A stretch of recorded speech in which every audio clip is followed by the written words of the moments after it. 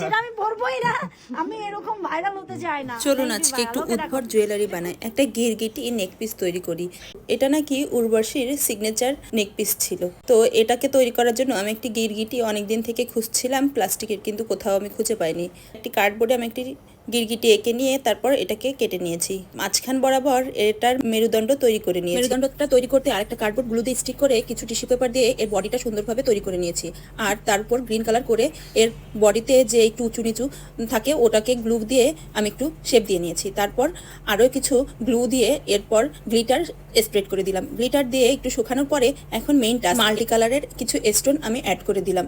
আর এই স্টোনটা অ্যাড করতে কিন্তু অনেক সময় লেগেছে। তারপর এর একটা চোখ এঁকে দিয়েছি আর সাথে নিচের দিকে দুইটা নেক পিসের চেইন আটকে দিলাম গ্লুগানের সাহায্যে।